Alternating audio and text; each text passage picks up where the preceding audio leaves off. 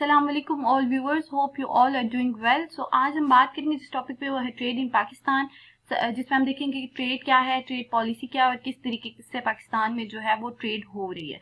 सबसे पहले हम देखते हैं कि व्हाट इज ट्रेड, ट्रेड क्या होता है। ठीक है, तो ट्रेड जो है ये एक प्रोसेस है जिसमें चीज़ों को बेचा और ख़रीदा जाता है। दो पार्टीज के दरमियान जो है ये प्रोसेस होता है जिसमें सेलर जो है वो बायर को पे करता है। Basically it is exchange of goods और services between two parties. Okay, उसके बाद हम देखते हैं कि ट्रेड पॉलिसी क्या है। तो ट्रेड पॉलिसी बेसिकली क्या होता है कि एक रूल्स या रेगुलेशंस होते हैं जिसकी बिना पर ट्रेड हो रही होती है।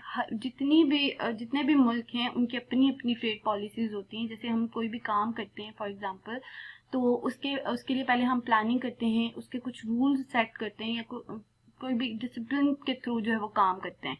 ठीक है, तो वो जो set of rules and regulations है वो ट्रेड पॉलिसी होती है। ठीक है, उसके बाद हम देखते हैं कि पर्पस क्या है, बेसिक पर्पस क्या है ट्रेड पॉलिसी का। जब हम ट्रेड पॉलिसी जो है वो जब एक रूल्स और रेगुलेशंस हैं, ठीक है, तो जब हम रूल्स एंड रेगुलेशन के थ्रू कोई काम करेंगे तो वो उसे हमें करने में आसानी होगी। तो बेसिक पर्पस ये है कि स्मूथली इस प्रोसेस को स्मूथली रन करने के लिए ट्रेड पॉलिसी यूज की जाती है, और ताकि जितने भी गोल्स हैं ट्रेड को लेकर वो इजीली अचीव किए जा सके। ठीक है, things like import and export taxes, tariff, inspections, regulations and quotas can all be a part of nation's trade policy। ये तमाम जितनी भी चीज़ें हैं ये हमारे मुल्क की जो है वो ट्रेड पॉलिसी का हिस्सा हैं। उसके बाद हम देखते हैं latest trade policy of Pakistan. जो latest trade policy of Pakistan जो गवर्नमेंट ऑफ पाकिस्तान ने अनाउंस की थी वो 2012 से 2015 के फ्रेमवर्क के दौरान हुई थी, जिसमें प्राइम मिनिस्टर राजा परवेज अशरफ ने इस पॉलिसी को अप्रूव किया था, और फिर इसके अप्रूवल के बाद मखदूम अमीन फ़हीम जो मिनिस्टर ऑफ कॉमर्स थे उन्होंने इस पॉलिसी को कैबिनेट में अनाउंस किया था। ठीक है, उसके बाद हम देखते हैं कि इम्पोर्ट्स क्या हैं। इम्पोर्ट्स वो तमाम चीज़ें जो हम दूसरे ममालिक से हमारे अपने मुल्क में जो है वो लाते हैं और उनको पे करते हैं, जितनी भी वो चीज़ें हैं वो इम्पोर्ट्स के अंदर आती हैं। ठीक है, along with exports imports form the backbone of international trade। ठीक है, और जितनी ज़्यादा हायर वैल्यू होती जाएगी इंपोर्ट्स की हमारे मुल्क में, उतनी ज़्यादा हमारी कंट्री की जो ट्रेड है वो नेगेटिव होती जाएगी। क्योंकि जब हम बाहर के ममालिक से कोई चीज़ जो है वो इंपोर्ट करते हैं तो वो हमें ज़्यादा एक्सपेंसिव होती है वो, और हमारे मुल्क से ज़्यादा पैसा लगता है उधर।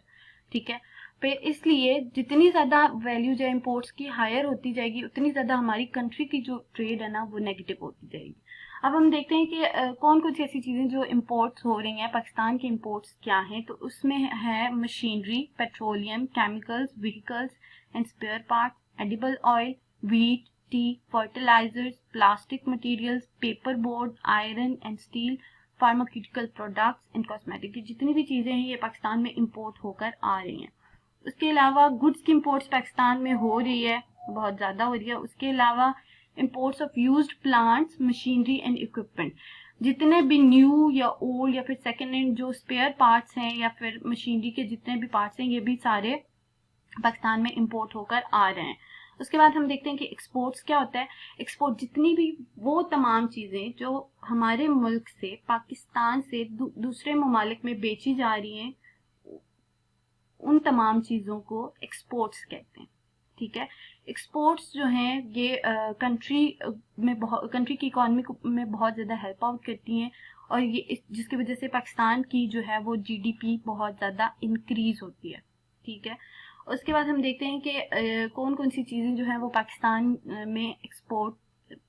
जो है वो एक्सपोर्ट कर रहा है बाहर के ममालिक को। ठीक है, उसमें आता है raw cotton, textile products in cotton yarn। जैसे कि पाकिस्तान जो है एक एग्रीकल्चरल कंट्री है, तो पाकिस्तान की बहुत सारी ये प्रोडक्ट्स जो हैं कि बाहर एक्सपोर्ट की जाती हैं। Rice, leather and leather products, carpets and drugs, synthetic textiles, sport goods, readymade garments, vegetable, fruits and fish, engineering goods and chemicals and pharmaceutical products.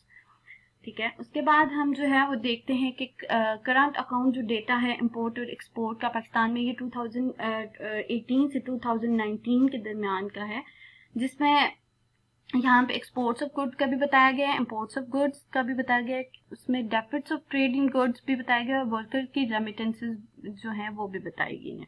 ठीक है, ये जितना भी चार्ट है ये शो कर रहा है सारा, ये करंट अकाउंट डेटा था जो कि बिटवीन जुलाई 2018 टू जुलाई 2019 के दरमियान है।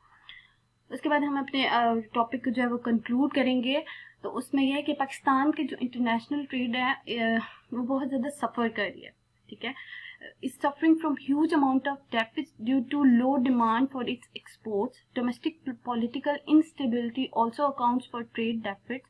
By 2011, export forecast that Pakistan oil import will raise. Pakistan basically is an agrarian society supported to some extent by the industrial one. Pakistan has a good business deals with its partner, but unlocking it import more than the exports. Exports, moreover, are mostly composed of raw materials instead of manufactured or finished goods.